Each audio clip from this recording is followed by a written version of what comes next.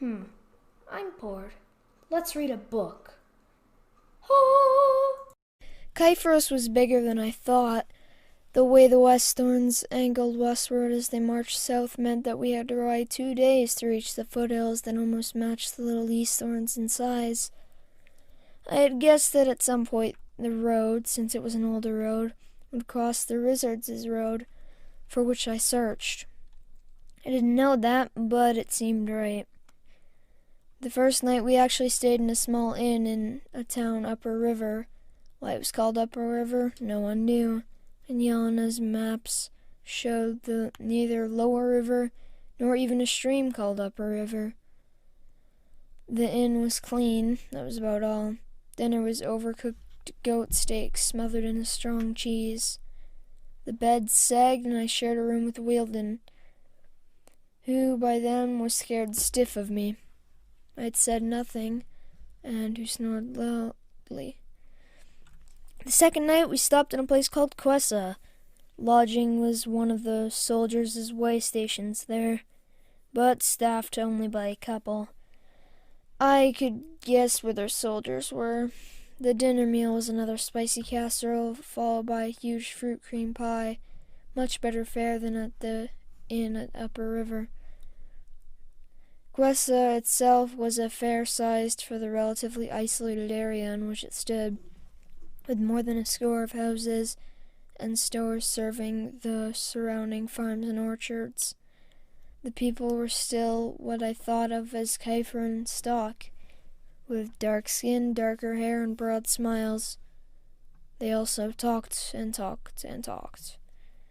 I retreated to the large guest room, the one that Talia and Barden insisted I must have, and closed the door. The lamp by the double-wide bed was bright enough to read by, and I had some reading to do. It didn't take long, and all that I found was what I remembered, a single paragraph. Not even a long one. The key words were simple. Order cannot be concentrated in and of itself, not even with the staff of order, and no man can truly master the staff of order until he casts it aside. Except the words were wrong somehow. No matter where my staff was, it still gathered order and repulsed chaos.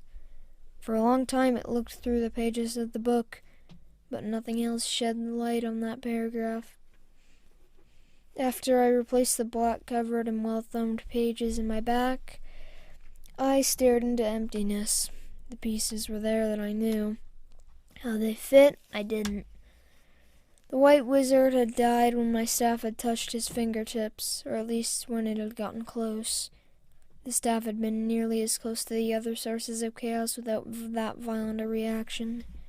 And if a simple staff could destroy a chaos wizard, someone would have gone against Antonin long before, unless there were reasons to maintain chaos. I didn't like that thought at all. So I tried to sort out my feelings about Duda, Crystal, and Tamara, but the thought of sorting out those three were enough to exhaust me on the spot. I blew out the lamp and slept, sort of, until the grave dawn crept through the window. The next day brought more talking over breakfast. The trip carried us into a wilder countryside, with the end of the orchards and fenced fields. The clouds had disappeared, but the chill remained, and we rode in a bright chill toward the unseen west thorns. By mid-morning, the road straggled through the underbrush, and that had begun to reclaim the less time-trampled edges of the road. And the lands beyond the road that had once been grazing lands, dotted with mature trees and scattered brush, including thickets upon thickets of wild red berries. A sense of unease lay over the road, growing as we climbed each of the ever-steepening hills. Yelena's face grew tighter with each hill, and the bigger horses strained and began to puff.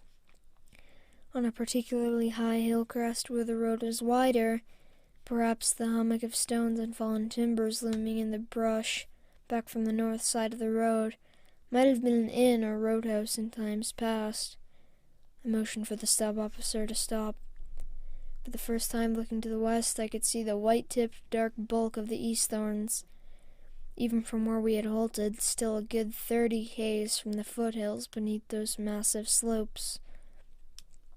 I could also see that they were indeed impressive, and that at least another day of riding lay before me. We're getting close, I can think. I can feel the chaos ahead. Yelena squinted against the cold, bright sunlight. We're still quite a ways from the Westthorns. I can make it from here. You're needed against Gallus. Yelena shook her head. Ordermaster, what would happen if I had to tell the sub-commander that we left you this far short of the Westthorns? I sighed. She was right. All right, let's go. But if there's too much chaos ahead, I want to be able to send you back. Why? Because I might have trouble protecting you. I might have trouble protecting myself. The chaos I seemed to sense seemed to recede as we rode westward. Either that or it was stronger and more distant than I had thought. By nightfall, we seemed scarcely closer to the base of the Westthorns, although we could see some of the nearer peaks, the ice-covered spires glinting rosy in the sunset. We climbed in another long deserted farm, sheltered by a single standing stone wall. I set wards, but nothing woke me, and the fourth morning of the trip dawned as gray as the morning when we had left Kyphrian. Wondered how many more had died on the hills of northern Kyphros while I rode on my fool's errand toward the Westthorns. Then again, what else could I do? No warrior. I could try to bring order where I might. In a way, that was similar to woodworking, except in crafting I built upon natural order, whereas in order mastery, I thought I tried to strengthen natural order to repulse an unnatural disorder. Cheese? I offered some to Weldon, absent-mindedly. He took it, equally abstracted, as he looked from the hillside, where we had camped not far from a small brook toward the mountains. Then he looked at the white cheese, as if wondering how he got it. Eat it, it's good cheese. The millmaster gave it to me. Why?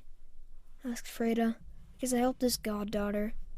Was she pretty? Weldon inquired. His tone was polite. Very, unfortunately.